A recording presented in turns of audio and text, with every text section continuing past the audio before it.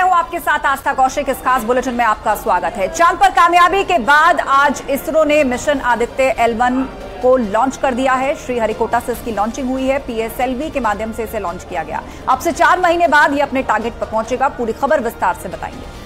नमस्कार, मैं हूं आपके साथ अमित गर्ग शुक्ला। कहा यह जा रहा है कि आदित्य L1 वैज्ञानिकों के लिए बहुत फायदेमंद साबित होगा और ये बात वैज्ञानिक भी कह रहे हैं। लेकिन फायदे क्या क्या होंगे, आगे हम आपको विस्तार से बताएंगे। नमस्कार, आपके साथ मैं हूं नलिनी पांडे। चैतन्य कमांडर रमजान कादिरफ ने यूक्रेन और नाटो देशों को उड़ाने की धमकी दी है। पूरी खबर क्या है, विस्तार से इस बुलेटिन में आपको दिखाएंगे।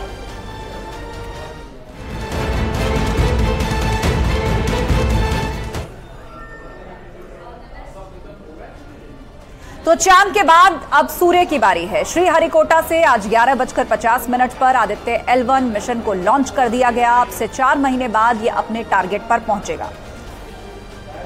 51 दिन बाद इसरो के वैज्ञानिकों ने फिर से कमाल करके दिखाया है। 14 जुलाई को चंद्रयान लॉन्च किया गया था और 23 अगस्त को चंद्रयान की चांद पर सफल लैंडिंग कराई गई।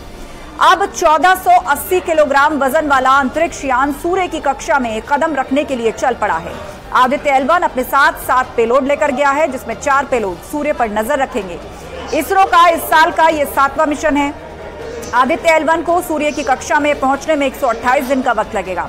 इस मिशन को इसरो के सबसे भरोसेमंद PSLV रॉकेट के साथ लॉन्च किया गया है। साल 2023 का यह 7वां मिशन है।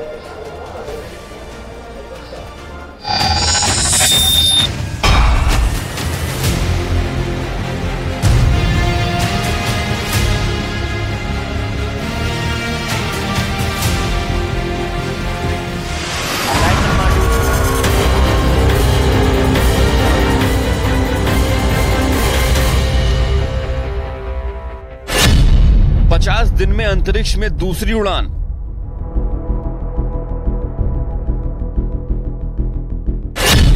चांद के बाद अब सूर्य को जीतने की बारी।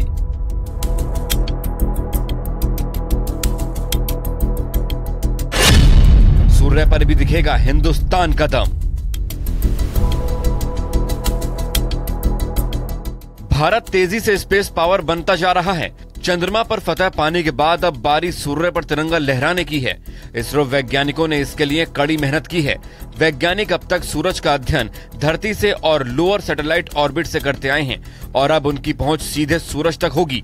वैज्ञानिक सूरज के पास L1 पॉइंट से सूरज से जुड़े रहस्यों से पर्दा उठाएंगे और इसमें मदद करेंगे आदित्य L1 में लगे पेलोड्स। 7 पेलोड हैं आदित्य में। इसमें ये 7 पेलोड में 4 जो हैं जो सूर्य को देखते रहेंगे और ये एक ऐसा पॉइंट है जहाँ पर ये ऑकल्टेशन या एक्लिप्स के से कोई हर्डल नहीं है, तो ये कंटिन्यूअसली देखते रहेंगे। और 3 जो पेलोड हैं वो इन सिटू एक्सपेरिमेंट्स करते रहेंगे। तो मेरे ख्याल में हमें देखना है कि ये सोलार फ्लेयर्स क्यों होते हैं।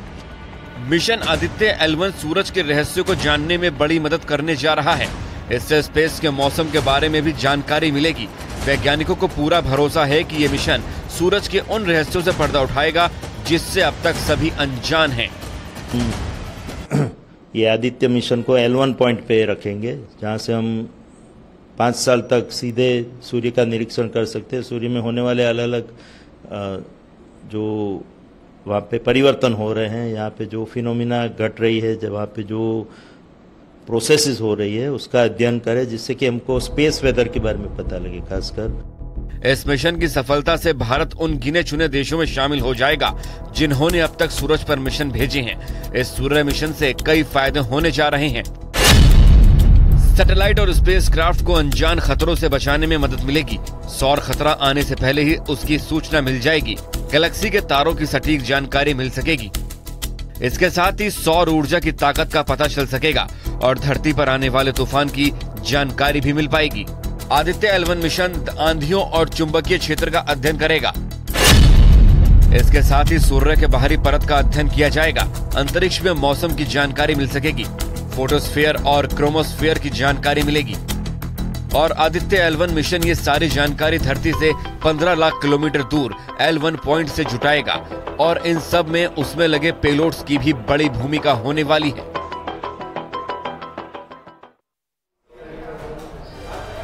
चेचेनी कमांडर रमजान कादिरफ ने यूक्रेन और नाटो देशों को एक बड़ी धमकी दे दी है। उसने यूक्रेन को तबाह कर देने का ऐलान कर दिया है, लेकिन रूस को इस पर संशय है। क्यों? इस रिपोर्ट में देखिए। कादिरफ का बयान नाटो के लिए वाकई बहुत फिक्र करने वाली बात है।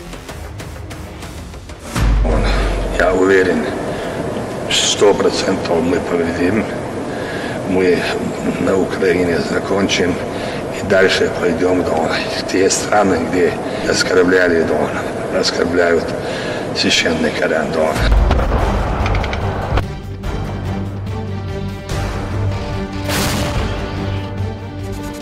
इस वक्त यूक्रेन में चेचन कमांडर कादिरफ की 30,000 से ज्यादा फोर्स लगातार मोर्चे पर डटी हुई है। ऐसे में कादिरफ की इस धमकी को कोई हल्के में नहीं लेने की गलती करेगा।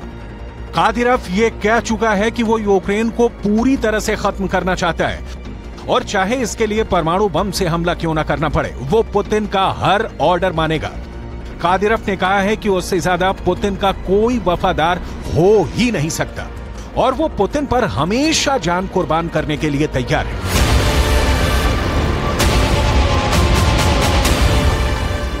यूक्रेन के युद्ध में परमाणु धमकी नई नहीं है, लेकिन इस बार कादिरफ की तरफ से आया अल्टीमेटम ज्यादा खतरनाक है।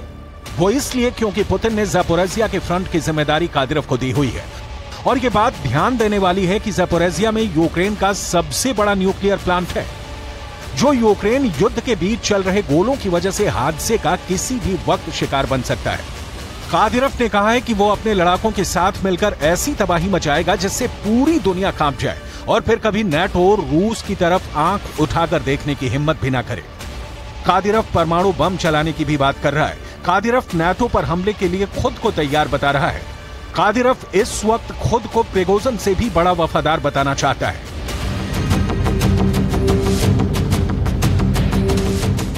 जून के महीने में रमजान कादिरफ क्रेमलिन गया था और वहां उसने पुतिन के साथ ये सेल्फी ली थी। इस तस्वीर को गौर से देखिए, क्योंकि पुतिन ने कादिरफ के कंधे पर हाथ रखा हुआ है।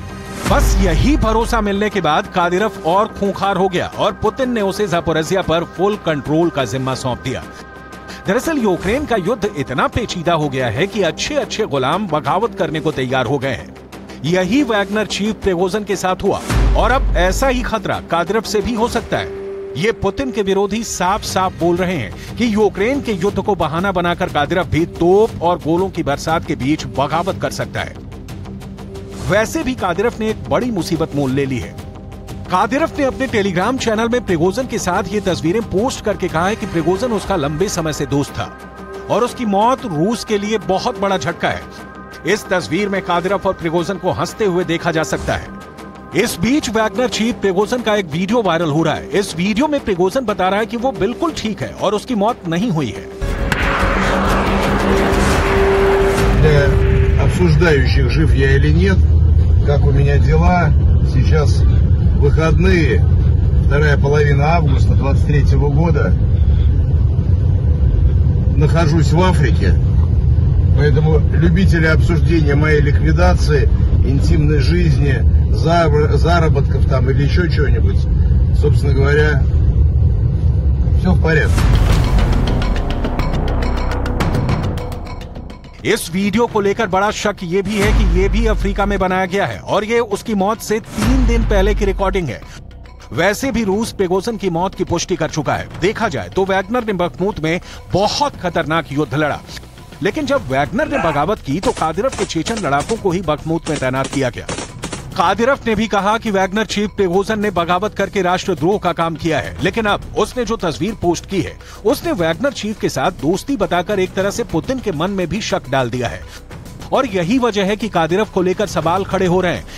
कादिरफ ने जिस तरह से पुतिन के सामने वफादारी की दुहाई दी है और जिस तरह से वो नाटो के खिलाफ सुपर एक्टिव हुआ है, सबको शक हो रहा है कि प्रिगोजिन के बाद कादिरफ टारगेट तो नहीं है।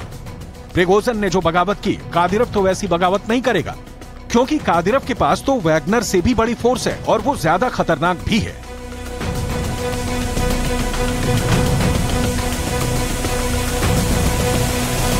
सवाल है, क्या रमजान कादिरफ को यकीन हो गया है कि उसको मार दिया जाएगा? क्या कादिरफ को पता चल गया है कि हद से हद उसके पास सिर्फ सितंबर 2023 तक का वक्त है? क्या पुतिन के सबसे भरोसेमंद कमांडर की जिंदगी की उल्टी गिनती शुरू हो गई है? हर टिक टिक के साथ क्या कादिरव का दिल बैठा जा रहा है? क्या कादिरव को बचाया जा सकता है या फिर कोई करिश्मा भी उसकी जान नहीं बचा पाएगा?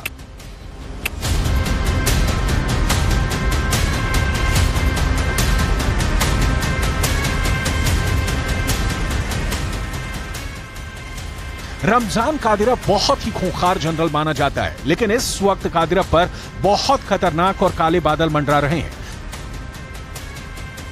मारियोपोल और डॉनबास के कई मोर्चों पर पुतिन को जिताने वाला कादिरव का सामना इस वक्त दो बहुत बड़े खतरों से है और वो इन दोनों खतरों के बारे में जानता है।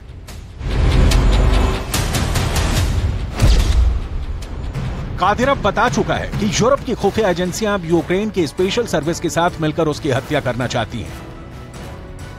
कादिरव यह भी बता चुका है कि यूक्रेन की कैपिटल कीव से एक कातिल दस्ता उसकी तलाश में निकल भी चुका है,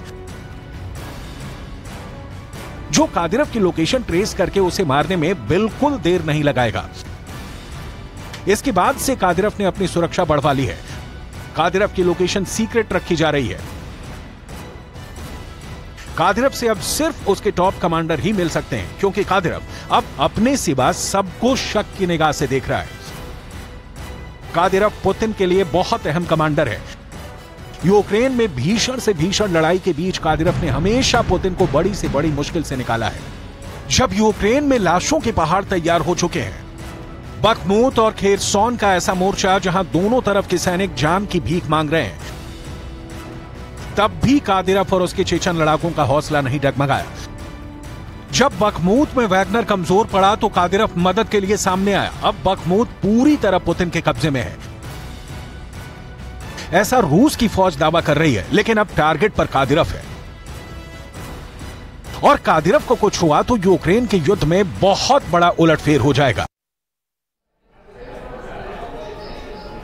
और यहां वक्त हो गया है एक ब्रेक का। जल्द हाजिर होंगे कुछ और खबरों के साथ। आप देखते रहिए न्यूज़ 18 उत्तर प्रदेश उत्तराखंड।